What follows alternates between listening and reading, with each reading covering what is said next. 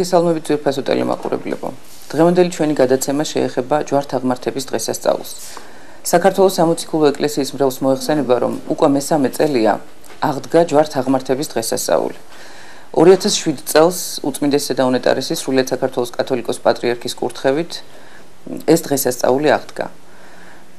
მოგახსენებთ, რომ ამ დღესასწაულის აღდგენას საფუძვლად დაედო წმინდა ნინოს ცხოვრების რედაქციებსა და ქართულ ისტორიულ წყაროებში აღწერილი სასწაული. თუ რა სასწაული იყო ეს, ამის თაობაზე დღევანდელი ჩვენი სტუმრები ქალბატონები მოგახსენებენ. ჩვენი დღევანდელი მიზანი საკმაოდ მოკრძალებული გახლავთ საკითხის მასშტაბურობასთან შედარებით. დღეს ჩვენ ვაპირებთ ქართველ მრევლს კიდევ ერთხელ შევახსენოთ ის გზა, რომელიც მოციქულთა სწორმა ქალწულმა ნინომ გაიარა სვეტიცხოვლიდან ჯვრის მთამდე, სადაც აღმართეს საგანგებოდ ამ დღისათვის დამზადებული ხის ჯვარი. წელს ჯვართაღმართების დღესასწაულზე ჩვენ მაყურებელს შევთავაზეთ მოკრძალებული გადაცემა ამ დღესასწაულთან დაკავშირებით. დღეს კიდევ ერთხელ უბრუნდებით ამ საკითხს და მომავალში ღვთის შეწევნით იმედი გვაქვს, რომ უფრო ვრცლად მივუბრუნდებით კიდევ ერთხელ ამ საკითხს და გავაკეთებთ დოკუმენტურ ფილმს. ჯვართაღმართების დღესასწაული აღინიშნება აღდგომიდან მესამე კვირას. ეს გახლავთ მენელსაცხებლე დედების ხსენების დღე. თუ რატომ აღინიშნება ეს დღესასწაული ამ დღეს, ამის თაობაზეც ქვემოთ ვრცლად მოგახსენებთ. დღეს ჩვენი სტუმრები არიან ქალბატონები თამილამ გალობლიშვილი, ფილოლოგიის მეცნიერებათა დოქტორი, ქართულ სიძველეთა მოძიებისა და დაცვის ცენტრის დირექტორი და ქალბატონი ქეთევან აბაშიძე, ხელოვნებათმცოდნე, საპატრიარქოს სიწმინდეების მოძიებისა და დაცვის ცენტრის თანამშრომელი. მოგესალმებით ქალბატონებო, უღრმეს მადლობას მოგახსენებთ ტელევიზიურ სრულუნებასთან თანამშრომლობისათვის. ქალბატონო ქეთი, აი მოუყევთ ჩვენს მაყურებელს იმ სასწაულის შესახებ, რაც საფუძვლად დაედო ჯვართაღმართების დღესასწაულის აღდგენას. ჯვართაღმართების დღესასწაული, რომელიც ახლა აი ეს ბოლო ხანებია, რაც გავიხსენეთ და აღვადგინეთ, შედის ერთ-ერთი დღესასწაულთა რიგში, რომელიც მივიწყებულია. ზოგჯერ ჟამთასვლა მიწის დავიწყება ბევრი თარიღების, ესეთი მნიშვნელოვანი თარიღების, ზოგჯერ განსაკუთრებით მოქცევა ქართლის საერთთან დაკავშირებული ბევრი ძალიან საინტერესო თარიღი არის მივიწყებული. ესეთი ისტორიული მეხსიერება თითქოს დაივიწყეს ყველაფერი ქართველთა და წელს აი 3 წლის წინ სწორედ უცებ გაჩნდა საჭიროება, არის დრო, როცა გამოჩნდება საჭიროება ამის და თავისთავად შეგახსენებს ხოლმე ეს თარიღები თავს. და ამას მოყვა ასეთი არის ჯვართაღმართების დღესასწაულიც და საერთოდ მოქცევა ქართლის საერთოდ ესეთი ჩანაფიქრი იყო, რომ აი ამ თარიღების წინ წამოწევა და რაღაც ერთ ციკლათაც იკვრება კიდეც ეს თარიღები, რაც საქართველოს გაქრისტიანებასთან, მის მოქცევასთან არის დაკავშირებული და შეიძლება რაღაცა მთელი წლის მანძილზე ესე დღესასწაულოთ, რომ თქვა სულ იყოს ადამიანთა მეხსიერებაში ეს დღეები. და მე ოდნავ ცოტა შორიდან დავიწყებ ამას, როდესაც წმინდა ნინო პირველად შემოდის მცხეთაში იმ უდიდესი კერპთა ყვანისმცემლობის დღეს, რომელიც გაცის განდაგებას უკავშირდება, იცით თქვენ, დედოფალი, მეფე, გამოწყობილი მცხეთა არის ხატრულად რო თქვა ძალიან ლამაზი, ყვავილებით, დროშებით, ესეთი აღჭურვილი ხალხი და გამზადებული რიტუალისკენ მიდის ბაგინეთის მთისკენ. დღეს უკვე ასეთ ესე ბევრი ვიზიარებთ ამას, ბევრი ისტორიკოსი იზიარებს, რომ სწორედ ის ადგილი, სადაც ეს გაცის განდაგება იყო, არის ბაგინეთისთან მის წვერზე.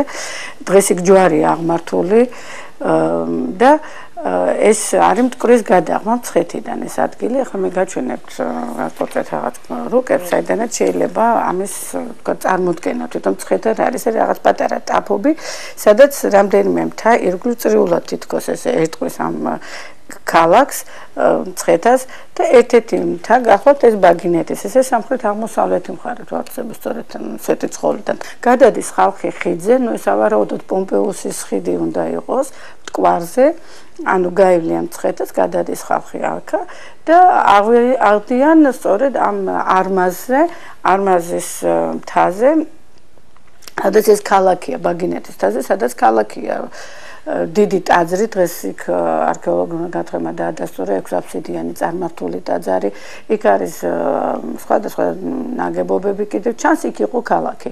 ზემოთ თავთ ედგათ ეს კერპი და ქვემოთ, აი როცა მიდიხართ სამხრეთ აღმოსავლეთით რომ გაიხედოთ, სვეტიცხოვლიდან დაინახავთ პატარა გამოქვაბულს. სიფრთხეზე ჩანს პატარა გამოქვაბული კლდეზე, სანამ დაიწყება ბაგინეთი ძირში. ქვაბი, რომელსაც ჩვენმა მეხსიერებამ ისტორიულმა სწორედ შემოუნახა სახელი ბეთლემი. და არის ეს გამოქვაბული დღესაც ცოცხალი უბრალოდ მივიწყებულია ჩვენს ცნობიერებაში. ანტონ ნატროშვილი უწოდებს მას ბეთლემის გამოქვაბულს, ანუ შობის გამოქვაბულს. იქვე უნდა ყოფილიყო ღვთისმშობლის ტაძარი და გარდა ამისა არის კიდევ სხვა წყაროებიც. მაგალითად კათოლიკოსი კირიონ საძაგლიშვილი, როდესაც მღვდელი იყო, მოგზაურობდა ეგზარხოსთან ერთად შიდა ქართლში და გვაქვს ჩანაწერები მისი და იქაც სწორედ როდესაც მოგზაურობაში მცხეთაში შემოდიან, ბეთლემის ტაძარს აღნიშნავენ წინ ნანგრევები ტაძრის. ანუ დღეს იქ ზუსტად გადის მატარებლის ხაზი და ძალიან ახლოს. თუმცა გამოქვაბულში მისვლა შეიძლება, და ჩვენ შაშენ სწორედ მოვინახულეთ ეს გამოქვაბული და ნამდვილად გამოკაფულია, სარკმელი აქვს, თავისი არქიტექტურული ფორმა მას შენარჩუნებული აქვს. ანუ ის იყო ოდესღაც, რა თქმა უნდა, შესაძლოა სამონასტრო საცხოვრებელს ქვემოთ ყოფილიყო ტაძარი და ქვაბი. როდესაც ეს მთელი მრევლი ხალხი ებრაელებს შემოყვება წმინდანიანო, ხომ წარმართნი შემოეფინებიან ბაგინეთის მთაზე და აი აქ თქვა თუ აჩვენებთ ამას, მე აი ესე დაგანახებთ, ეს არის დედამიწის ფოტო, ასე ვთქვათ, ეხლა რომ Google-დან გადაღებული და აი მოვხაზავ მცხეთას, ეს არის სვეტიცხოვლის ტაძარი, აქ გახლავთ ჯვარი, ანუ არაგვი მდინარე და გადაღმა ჯვარი და აი აქეთ არის ბაგინეთი. ნაჩვენებიცაა ვარსკვლავებით თუ ხედავთ, ეს პატარ-პატარა ცისფერი ნათებებით, აი ეს გახლავთ ბაგინეთის და ესეთი სამკუთხა მთა არის. აქეთკენ შემდგომ მოდის არმაზი, ძეგვის მხარია და ეს მტკვარია, რომელიც მე თბილისისკენ მოედინება. აი აქ ეს იქ მცხეთაში შემოსული ხალხი გადმოვა ხიდით მტკვარზე და გამოემართება ძეგვისკენ, აი იმისკენ, ბაგინეთისკენ, სადაც წვერზე აღმართული უნდა ყოფილიყო სწორედ ეს კერპი. წმინდა ნინო შედის აი ამ გამოქვაბულში, ბეთლემის გამოქვაბული, ახლა რომ ვისაუბრეთ, ამ გამოქვაბულში ეს ის გამოქვაბული უნდა იყოს და აქ ლოცულობს ის ქართველთათვის, მორწმუნეთათვის, ყველა ადამიანთათვის, მეც კი შეიძლება უფალ შეუდგეს შემდგომ, რომ აი კერპები დაამსხვრიოს ამ სივრცეში. ეს გახლავთ სწორედ ის გამოქვაბული, როდესაც კერპი რომ გასკდა იმ ხოშკაკალათი და იმ საშინელებით, რაც მაშინ დატრიალდა, ერთი ბივრილის თვალი ჩამოვარდაო და ზუსტად იმ წვეტიდან რომ გადმოხედოთ ესეთ კლდოვან ნაწილს, ქვემოთ ძირში არის მოთავსებული ეს გამოქვაბული და შეიძლება დაგვორდეთ და იქ თქვათ სწორედ გამოქვაბულთან შემოგორდეს ეს რაღაცა ქვა. ნუ შეგიძლიათ ეს წარმოგიდგენთ, ყოველთვის ეს ძალიან ახლოსაა. ერთი მეორის ერთ ღერძზე, ასე ვთქვათ, ზემოთ კანდაკება უნდა ყოფილიყო და ქვემოთ თვითონ რა დღე იყო ეს, როდესაც შემოდის წმინდა ნინო და როდესაც ეს დიდი დღესასწაულია. რა თქმა უნდა, არის მოსაზრებები ისტორიკოსთან, რომლებიც თვლიან, რომ თარიღები ხშირად ხდება მორგება ამ თარიღებისა, მაგრამ ჩვენ ავიღოთ ახლა ეს ყველაფერი წარმოვიდგინოთ, რომ ეს ნამდვილად ასე იყო. თუმცა ხდება, ვთქვათ ასე, სინასთვის ახალი ქართლის ცხოვრება, მოქცევაი ქართლისა, რომელმაც იგივე თარიღები ისევ გააცხადა. ანუ ეს მორგება, ვთქვათ, მაშინ ძალიან ადრე უნდა მომხდარიყო. ხა ჩვენ როგორც მოწმუნება შევხედოთ ამ თარიღებს, არა შექმნას ან ვინმეს მიერ რამეზე მორგებულს, არამედ ვთქვათ, ის ნამდვილად იყო რეალურად. მას გამოდის ასე, რომ ეს დღე, როდესაც იყო დიდი საკერპო დღე ამ ქანდაკებისა, კერპისა, გაცისა, ხდება არის 6 აგვისტო. ანუ ქართლის ცხოვრება და მოქცევა ქართლსაც ადასტურებს ამ თარიღს. 6 აგვისტო, 19 აგვისტო დღეისათვის, ასე ჩვენ ამ შეცვლილი კალენდრით დღესასწაულოთ, ეს არის ფერისცვალება, ანუ კოსმიური ფერისცვალება, უფლის უდიდესი დღესასწაულს წარმოადგენს და აი ეს ყოფილა ერთ-ერთი უდიდესი დღე წარმართთათვის, ქართულ წარმართთათვის. ანუ ამ ქართულს, როდესაც ვამბობთ, ახლა ცხადია, აქ მოიაზრება ქართული სივრცე, მაგრამ უნდა ვიცოდეთ, რომ თქვათ, მეფე მირიანი გახლავთ სპარსი, წმინდა ნანა დედოფალი, ბერძენია და ასე შემდეგ. ახლა ეს იმ დროისათვის ეს სხვა მოვლენა, ეს იქნება ერთიანი დიდი ქართული სივრცე და ცხადია ეს მოვლენა არის ერთიანი ქართული მოვლენა. ერთიანი ქართული, თქვათ, ასე ვთქვათ, ზოგადად აზროვნება, ხო? ასე რომ აქ ამაზე არ არის ლაპარაკი, ეს ქართულს უბრალოდ ხმარობ უკვე როგორც ქართლი, ასე ვთქვათ, ერთი. აი ეს ყველანი თავის და უნებურად უფლის განგებით 19 აგვისტოს, ანუ უფლის ფერისცვალების დღეს 6 აგვისტოს მომზადებიან ამ ქანდაკებასთან და უდიდეს რიტუალს იხდიან და სწორედ ამ დღეს შემოდის პირველად მცხეთაში, აი საქართველოს შეიძლება ვთქვათ, გულში და ეს გული ძველ აღთქმასაც მოიცავს და ახალსაც, ანუ ქრისტიანულსაც და წინარე ქრისტიანულ პერიოდსაც, აქ წმინდა ელიას ხალხია იცით თქვენ დაფლული, ბიბლიურ ხანაში ასე ვთქვათ, უწოდო ძველ აღთქმის ხანაში, ასე რომ მცხეთა ნამდვილად არის ერთ-ერთი უმთავრესი სულიერი გული მთლიანად მთელი საქართველოსზე, ხო? და აი აქ პირველი შემოსვლა ხდება 6 აგვისტოს, ფერისცვალების დღეს წმინდა ნინოსი. ბეთლემის ქვაბში, შემდგომ უწოდეს მას ამ ქვაბს, ის დაივანებს, აქ ლოცულობს ამ სივრცისთვის და კერპი გასკდება იცით თქვენ და თქვათ მოხდება აი ეს ფერისცვალება ქართლისა. ანუ კოსმო ფერისცვალებას, ქართლის ფერისცვალებაც დაემთხვა ერთიანად. ეხლა ვიღაცამ ეს დაამთქვია, შეიძლება იყოს ეს რევიზიები საქართველოს ისტორიისას სწორი, მაგრამ ნუ საინტერესოა რომ ყველა ძველი წყარო ამას ადასტურებს და ალბათ მე პირადად როგორც მოწმე ვთვლი რომ ეს თარიღები არა შექმნილი, არამედ შეიძლება სწორედ ასახავდეს სინამდვილეს. გავყვეთ სხვა თარიღებსაც. ჯერ მხოლოდ მცხეთის სივრცეში აი ამ კერპთა მსხვილობამ დიდი ბიძგიმისა ქრისტიანობის საფუძველი გაჩნდა დავანებას ქრისტიანობისას. წმინდა ნინო, როდესაც დამთავრდება ეს სასწაული, ხალხი შეზარულია დაიმსხვრა ქანდაკება, დატოვებს ამ თავის გამოქვაბულს და ტექსტში ასე წერია ყველგან. მთის დასავალსა, ანუ დასასრულს მთისას, ეს მართლაც ასეა, აქედან იწყება ასე ვთქვათ მთა ქართლი. და მიყვება შორს მთელი ქედი არის, იცით თქვენ სვეტიცხოვნა რომ გაიხედოთ უზარმაზარი ქედი. მაგრამ დასასრული სწორედ აქვეა ამ მთისა. დასასრულში როგორც კი გამოყვალ სადღაც ვთქვათ ესე დღევანდელი ზახესისკენ, იქ მტკვრის მორევი სადღაც შეიძლება იყოს სწორედ პატარა, თან ეს გახლავთ ზაფხული მდინარე პატარა, ის გადადის მეორე მხარეს და იქვე არის ქედიო და მიუყვება ქედს წერია წყაროში, ერთ წყაროში ასეა. ქედს აუყვება. აი თქვათ ესე ჩამოვიდა, გადმოვიდა და იქვეა ქედი. რომ დადგეთ ერთი ადგილია აქ ჩვენ პირდაპირ რასაც ვუწოდებთ, აი ამ ადგილას მცხეთას, სვეტიცხოვლსა და ჯვარ შორის ზუსტად. დაინახავთ რომ ეს ესე წრესავით იკვრება რაღაცნაირად. ჩამოსვლა ბაგინეთიდან და ახსვა ახალ ქედზე. შუაში გადის მტკვარი. ეს არის დრო, ესე იგი, როდესაც სვეტიცხოველი ტაძარი დგას, ჯვარი საქართველოში წმინდა ნინომ შემოაბრძანა, ეპისკოპოსი ცხადია ვერ მონათლავდა ვერც მეფეს, ვერც დედოფალს და ვერავის ჯვრის გარეშე, ანუ საქართველოში ჯვარი შემობრძანებულია. მაგრამ სწორედ საინტერესოა ეს ჩვენი აღდგენილი დღესასწაული გახლავთ ამით, რომ 25 მარტისთვის ეს არის ხარება დღე, ნუ დღევანდელ შვიდაბრეშულ დღესასწაულობთ ხოლმე, უძრავე დღესასწაული გახლავთ და აი ამ დღისთვის განჭვრიტა ეპისკოპოსმა იოანემ ჯვრის აღმართვა საქართველოში. ანუ ეს ჯვრის აღმართვა არ გულისხმობს უბრალოდ თქვა ჯვარის დადგმას ან ტაძრის თავზე.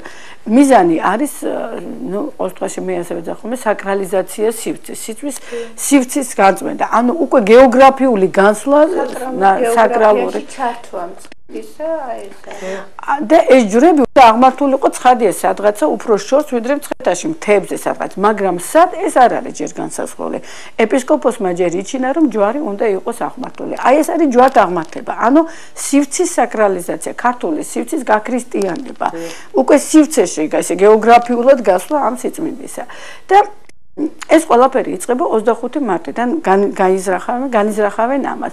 აქ უბრალოდ მე მინდა ერთი საინტერესო ფაქტი აღვნიშნო ჩვენთვის, რომ აი კაპიტანი თამილაც არის აქ.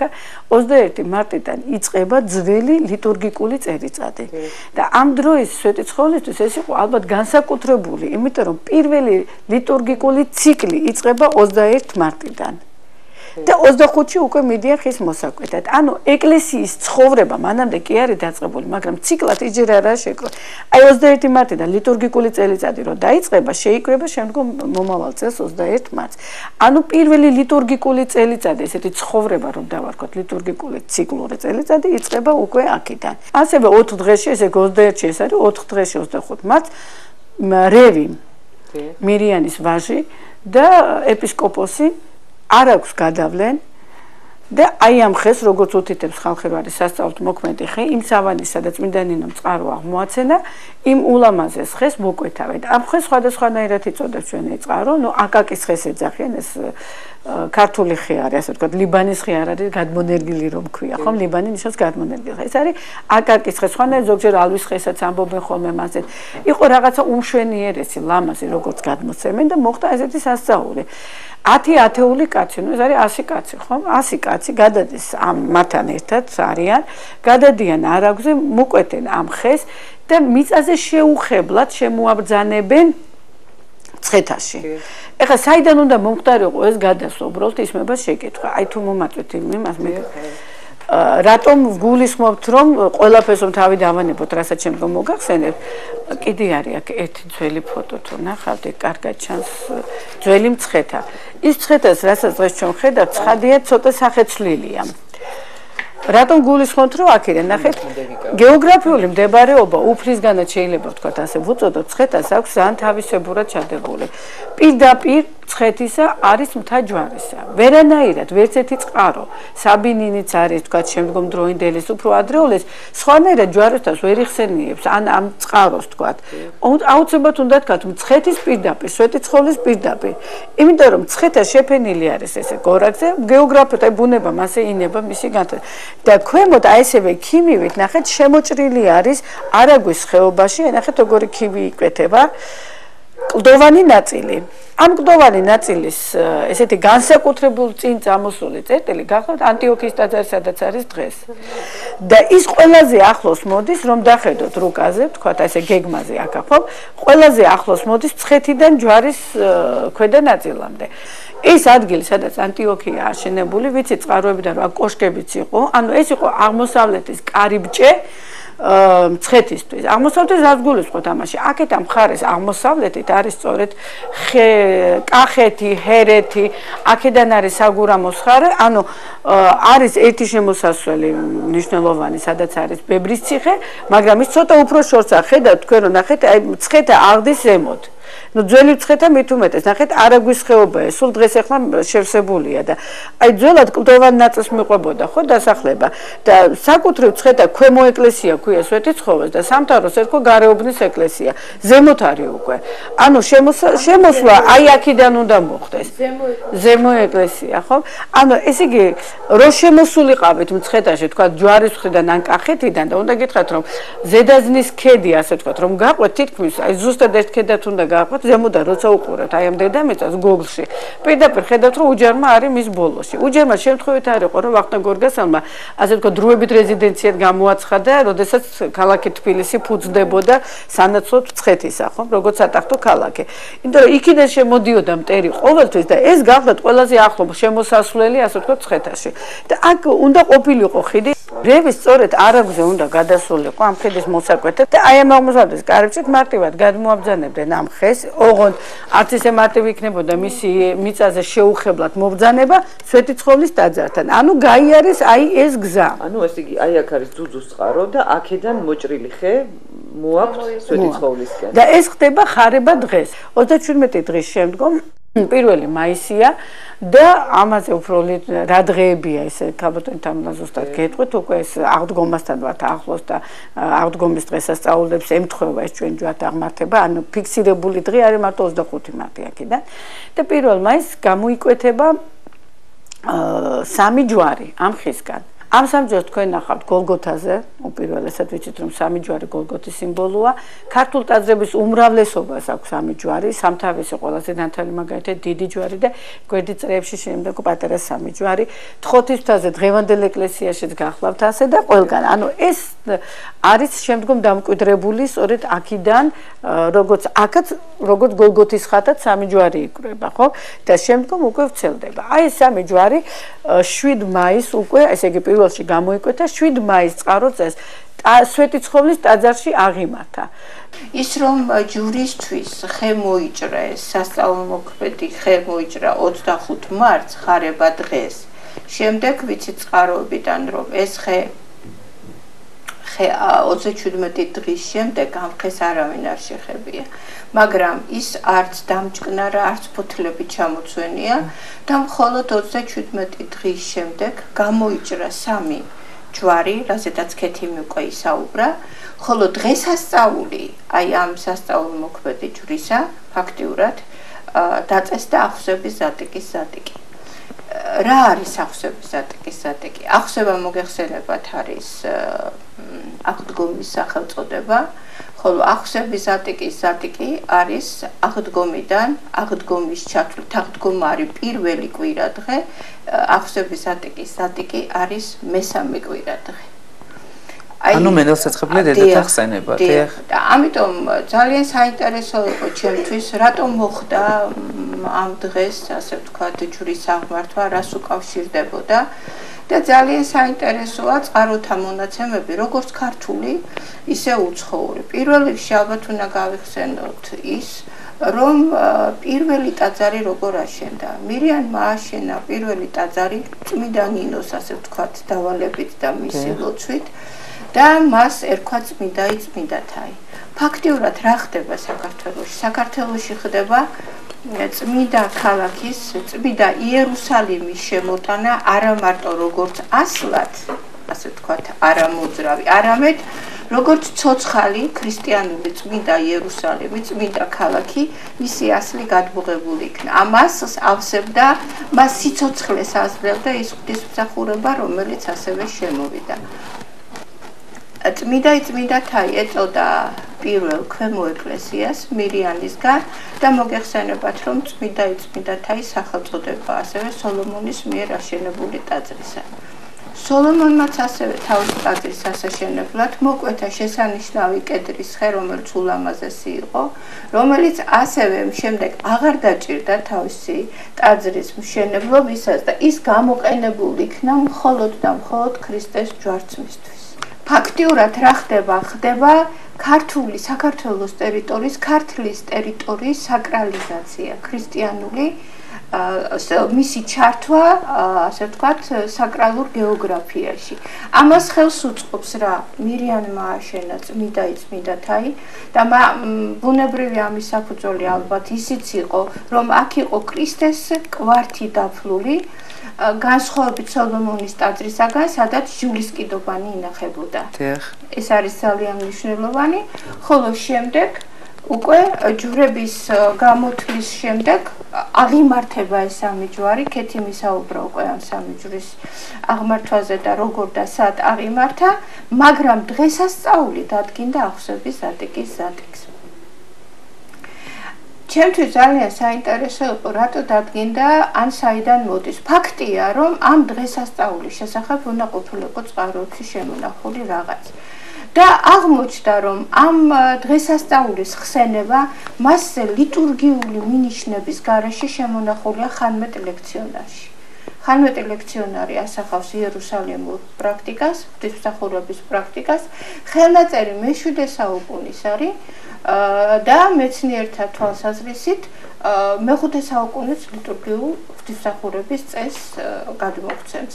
ეს ძალიან მნიშვნელოვანია და აი აქ სწორედ ლიტურგიკული მითითების გარეშე, რაც ნიშნავს, რომ ეს არის არქაული ფენა, არ უთითებს ლექციონარი, ეს ლიტურგიული წიგნი დღეს, მაგრამ მასზე წასაკითხი საკითხავების მიხედვით ძალიან ზუსტად შეგვიძლია ვთქვათ, რომ ეს იყო მესამე ახსების ზატკი იყო მესამე კვირა აღდგომიდან. გარდა ამისა, მისი ხსენება შემონახულია იოანე ზოსის კალენდარში მე-10 საუკუნისა და საინტერესო მითითებით მცხეთის ჯვრის დღესასწაული. აქ პირდაპირ ნათქვამია მესამე კვირა მცხეთის ჯვრის დღესასწაული. ფაქტია, რომ ჩვენთან ეს დღესასწაული არსებობდა, სწორედ წმინდა ნინოს დროიდან დაიწყო, თუმცა ლიტურგიკული პარალელები მას მე-5 საუკუნიდან ეძებნება კოპტურ ლიტურგიკაში და სხვა ასევე ბიზანტიურ წყაროებში. და რა თქმა უნდა, ესეც ძალიან მნიშვნელოვანია, შეიძლება მისი დაწესება სხვა ქვეყნებსაც იერუსალიმური პრაქტიკა იყო გადასული, მოხდა უფრო გვიან და შეიძლება წმინდა ნინოს გავლენით ჩვენთან უფრო ადრე. ყოველ შემთხვევაში ამაზე ლაპარაკი ძალიან ძნელია. ფაქტია, რომ მე-4-მე-5 საუკუნეებში ეს დღესასწაული არსებობდა და ამის ასლი გახლავთ მცხეთაშიც. ჩვენ ახლა ვიმყოფებით სვეტიცხოვლის კარიბჭესთან. ჩვენგან მარცხნივ, ანუ ჩვენგან დასავლეთით არის მთის ქედი, რომელსაც ეწოდებოდა მთა ქართლი. აქ ამ მთის ერთ-ერთ წვერზე, რომელსაც ბაგინეთი ეწოდება, ახლა აღმართულია ჯვარი. აქ იყო დასაფლავებული სწორედ ქართლოსი, რომელიც ჭეშმარიტი რწმენის მატარებელი იყო, რომელმაც ნამდვილი რწმენის მარცვალი შემოიტანა საქართველოში. შემდგომ ამ საფლავთან, ამ ბაგინეთის მთაზე აღიმართა კერპი. ქართლოსის შვილებმა უარყვეს მამის სარწმუნოება და როგორც წყაროები გვაუწყებენ, ვარსკვლავებს ცეს თაყვანი. ანუ ამ დროიდან იწყება საქართველოში კერპთაყვანის მცემლობა. მოგვიანებით აქვე კერპის წინ დაიმარხა მეფე ფარნავაზი. როგორც არქეოლოგიურმა გათხრებმა დაადასტურა, აი ჩვენგან დასავლეთით იყო მთავარი ქალაქი ცხეთა.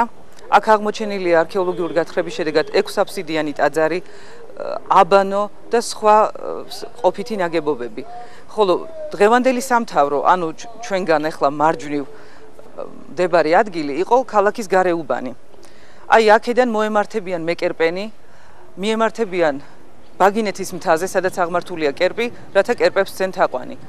ამ დროს წმინდა ნინო შედის გამოქვაბულში, ეს არის სწორედ ის ბეთლემის გამოქვაბულად წოდებული, რომელზე ჩვენ ზემოთ უკვე გელაპარაკეთ. წმინდა ნინო ამ გამოქვაბულში იწყებს ლოცვას. ამ ლოცვის შედეგად იმსხვრება სწორედ კერპი ბაგინეთის მთაზე და როგორც წყაროები გვაუწყებენ, კერპი გასკდა და ასე გადმოიყარა იქედან ქვები. და ერთ-ერთი ქვა აი ამ ბეთლემის გამოქვაბულში შეგორდა სწორედ. დღეს ჩვენ გავივლით იმ გზას, რომლითაც მოციქულთა სწორმა ქალწულმა ნინომ თავის მიერ მოქცეულ მრევლთან ერთად გაიარა სვეტიცხოვლიდან ჯვრის მთამდე, როდესაც იგი მიაბრძანებდა ხის ჯვარს აქ აღსამართად. ეს არის გზა გოლგოთისაკენ. ამ მთას ქართველთა გოლგოთა ეწოდება.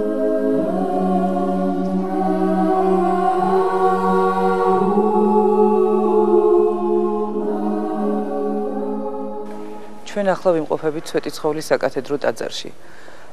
ჩვენგან მარცხნივ არის კიოტი, რომელშიც ჩაბრძანებულია ჯვარი. ჩვენ ამ ჯვარზე ზემოთ უკვე გესაუბრეთ, ეს გახლავთ სწორედ წმინდა ნინოს ჯვარი, რომელიც მე-4 საუკუნეში მოციქულთა სწორმა ქალწულმა აღმართა ჯვრის მთაზე.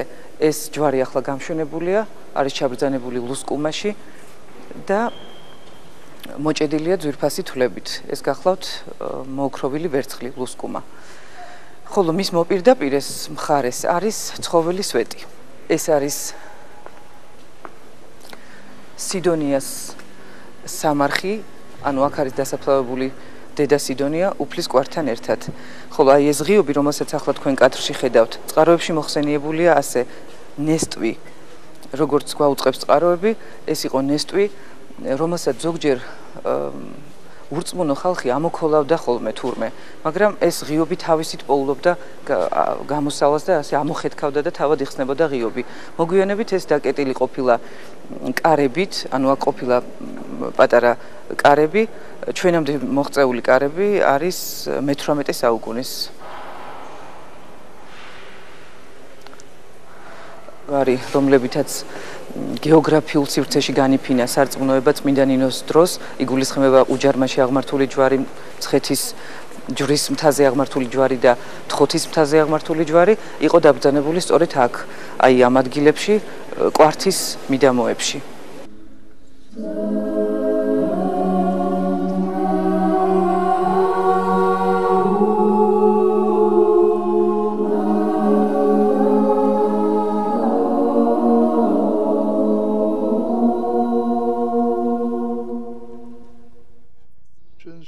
და ტაძარში ლოცვა დგანან, ну ცხადია წმინდა ნინო. მეფე სახლებობით თუ ეს არის ნანა დედოფალი, ალბათ რევი, სალომე დედოფალი და კიდევ ცხეთელები გაქრისტიანებული. ასე რომ ეს ხალხი ყველა ერთად სამი ჯვარი აღმართული, უნდა წარმოიდგინოთ რომ აქვე არის ეს სვეტი აღმართული ტაძარში, სასწაულთმოქმედი სვეტი, რომელიც შეაბურვინა, ანუ ხით შემოავლებინა მირიან მეფემ, რომ ხალხი ასე არ შეეხოს პირდაპირ უშუალოდ სვეტს და აი აქ დგანა ყველანი და სამი ჯვარი აღიმართა. ну ცხადია რომ მუფლის საფლავის ტოლფასად არის გააზრებული კვართის ადგილი. ეს ხედა ეს სვეტის ეს არის უფლის საფლავის ტოლფასი. და აი აქ აღმართულ ამ სამ ჯვართან ლოცულობს ყველა და იწყება სასწაული. და რა არის ეს სასწაული? ამ სამ ჯვარის აღმართვის შემდგომ სწორედ როდესაც უკვე სივრცის საკრალიზაცია განზრახული, სვეტიცხოვლის თავზე ხედავს ყველა გარდამოდის ცეცხლოვანი ჯვარი. და მის ირგვლივ არის გვირგვინი, წრეში ჩაწერილი ტოლმკლავა ჯვარი. ეხლა რატომ დავუმატო რომ გვირგვინი ცხადი ეს არის წრიული გვირგვინი და მას გარს არტყავს ვარსკვლავედი. ვარსკვლავედი ეხლა ეს არ არის ჩვეულებრივი ვარსკვლავი, რადგან ის მოძრაობს, ეს არის რა თქმა უნდა ანგელოსებრივი რაღაცა ძალები, ხო, ნათება. და აი ეს ვარსკვლავი, აი დაახლოებით თქვა შეგიძლიათ ჩვენ შემთხვევით გადავიღეთ აი ესეთი ფოტო, შეგიძლიათ აჩვენოთ. აი ასეთი რაღაცა ნათება უნდა ყოფილიყო შუაში ცეცხლოვანი ჯვარი, თავად სვეტიცხოველი, ემზის ჩასვლისას. ეს ჯვარი ამას ხედავს ყველა ამ ვარსკვლავედით გარშემორტყმოს და იწყებს განთენიისას, განთიადისასო ვარსკვლავები ამოსვლას ამ გვირგვინიდან. ერთი ვარსკვლავი მიდის აღმოსავლეთით, აი ეს გზა რაც მეკითხეთ, კახეთ-ხერეთის გზა რომ არის თქვა და ანუ ეს ჩვენი კარი ჭესაზეც ლაპარაკობდით, მეორე მიდის დასავლეთით. ეს და სადღაც იქითკენ, ნუ ჯერ არ იციან. და ეს რამდენიმე ჟამს ხდება ასე. გვირგვინი, ეს ულამაზესი გვირგვინი ცხადია, გადადის, აი ახლა შეგიძლიათ ეს აჩვენოთ უკვე. აი აქ განათებულიც არის ეს გზა, სწორედ ახლა ხიდი იქ აღარა. გადადის, აი ზუსტად არ აქვს ზედა, დაადგება, აი ასე მოდის. დაადგება იმ წყაროს თავზე, იმ ადგილს თავზე, საიდან ეს მოკვეთილი იქნა, ის ხე, სამი ჯვარი გამოიკვეთა და შემდგომ ეს გვირგვინი ადის ჯვარის მთაზე, ანუ მთის წვერზე, აი იმ სამი ტალღიდან მესამეა თქო, იმის წვერზე, რომელიც ზუსტად პირდაპირ არის მცხეთისა და სვეტიცხოვლისა და გაჩერდება მას. შემდგომ ჩამოვიდო და აქ აღვიდოდო, ასე მოძრაობს, ეს არ არის გაჩერებული რამ ძალა. და წმინდა ნინოს ჩვენები მეფე მირიანი აგზავნის სბოლელთ რომ გაარკვიონ სად მიდის ეს ვარსკვლავები და ამოწება ერთი მიდის ბოდბეში, მეორე მიდის ადგილი რომელიც მაშინ სულაც ესეთი უბრალო ადგილია, არაფერი არ არის იქა და მეორე თხოთის მთაზე. და აი ბოდბეს უცლის ადგილს წმინდა ნინო, რომ შევამოკლოთ ტექსტი და ამბობს რომ ამ ადგილს სხვანაირად უჩს გამოვლინება. ანუ ის თვითონ განიზრახავს უკვე იცის, მაგრამ ის თვითონ იქ დაეკძალება. წინასწარ აქვე ამბობს ის ამას რომ ის სხვანაირად გამოაჩენს ბრწყინვალებას ამ ადგილისას, ამ უბრალო ადგილისას. ხოლო ქალაქი უჯარმაი ხალხმრავალიაო და ეს არის სალომე და რევი არიან უკვე აქ ამ ქალაქში, ეს ქალაქი არის და უჯერმა მნიშვნელოვანი სტრატეგიული ცენტრიც აგითხარით, აღმოსავლეთიდან რომ ტერი შეაჩერო და აი სწორედ აქ იჩენს ის ამ ჯვრების აღმართვას. ანუ ეს სამი ჯვარი უნდა აღიმართოს ამ ადგილებში. მცხეთიდან, სვეტიცხოვლიდან მიემართებიან ქართველთა გოლგოთისაკენ. არსებითად ეს არის ქართველ გოლგოთა ეს მთა, ხო? და აი ეს გზაც ასევე წმინდა ნინოს გზა, რომელიც პირველად გამოავლინა სწორედ აი ამ ვარსკვლავედმა არაჩვეულებრივმა ჯვარი და გვირგვინით შემორტყმულმა ეს გზა წმინდა ნინომ გააცხადა უკვე ჯვრის ტარებით, ანუ ლიტანიით, რასაც ჩვენ ვეძახეთ ხომ დღეს. და მთელი მრევლი მეფითურთ ყველანი მონაწილეობენ აქა, მიემართებიან არაგვისკენ, რომ აღვიდნენ ჯვარის თაზე და აღმართონ ეს ჯვარი. ჩანს ეს უნდა დაწყებულიყო შაბათს, რადგან ჯვრის აღმართება არის კვირას და ერთი ღამე 10-ის ძუძუის წყაროსეო. აი ეს გზა, რაზეც ახლა არის ლაპარაკი, მათ უნდა გაევლოთ. პირდაპირ მცხეთისა გახლავთ ეს ჯვარის მთა, იწყება მსვლელობა სვეტიცხოვლიდან, გადავლენ სწორედ აი იმ ადგილას, სადაც დღეს ესე ვგონწყოთ ანტიოქიადის კლდოვანი ქიმია შეჭრილი სწორედ ჯვრისკენ და აი აქედან დაადგებიან ამ გზას.